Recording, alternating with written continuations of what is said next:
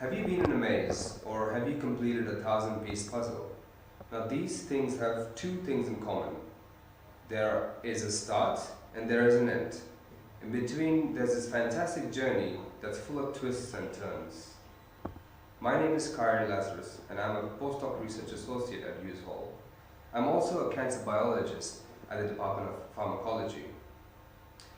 I feel like I live in a maze. There are days that I come to work and we analyze our results, and there are twists and turns that we have to figure out how to go by.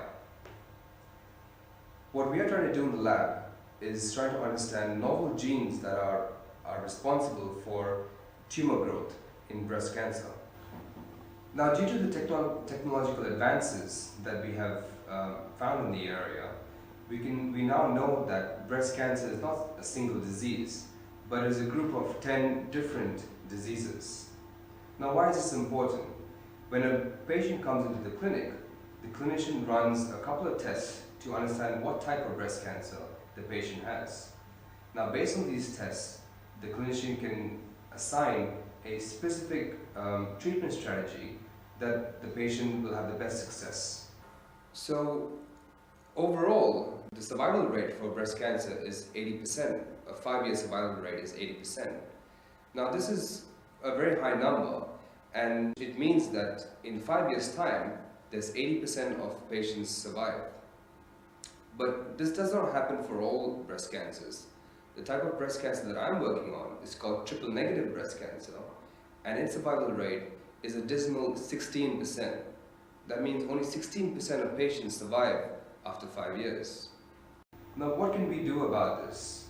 So we've looked at thousands and thousands of breast cancer patients, and we found that a certain gene called BCL11A is highly expressed in triple-negative breast cancer when compared to other cancer types.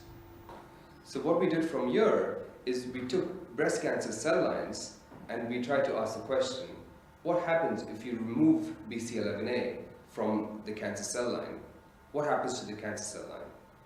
We found, quite interestingly, that when you remove BCL11A, the breast cancer cell line doesn't form any tumors. Now, on the other hand, we took normal mammary breast cell lines and we induced or overexpressed BCL11A in those cell lines. Now, these cell lines don't normally form any tumors, but with the increase of BCL11A, we found that in these cell lines, there were tumors growing. Now, this is really interesting results because this shows us that BCL11A is very important in promoting the tumor growth for breast cancer. So, what can we do next? Now, cell lines are a great model, but however, as a multicellular organism, there are multiple systems acting together to try and make us who we are. Now, imagine the human body as a car factory. When you enter a car factory, there are multiple teams, some teams making tires, some teams making steering wheels, some teams making the chassis. Now, they all come together to make a car, the sole purpose of making a car. So in the human body, again, there's a similar situation. What's happening is there are multiple organs in the human body all talking together to try and make us who we are, for us to live. Cell lines are a great model to understand the basic biology that's occurring in cancer, but however, it isn't very relevant. So therefore, we use another model system, namely the mouse. So mice are very similar to humans in how they develop and how also the cancer develops in the system. So what we found was that when we injected the mice with a drug that increased tumor incidence in the mice, normally what happens is that the mice form tumors. So what we did was we took these mice and we removed BCL11A from the mice. What we found that in the mice that had removed BCL11A, there were no tumors forming.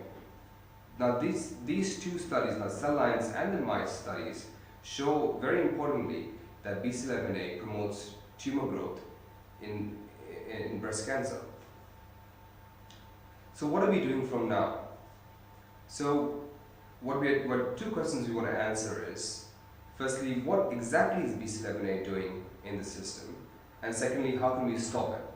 So to answer the first question, my postdoc was to try and look at what factors are binding to BCL11A.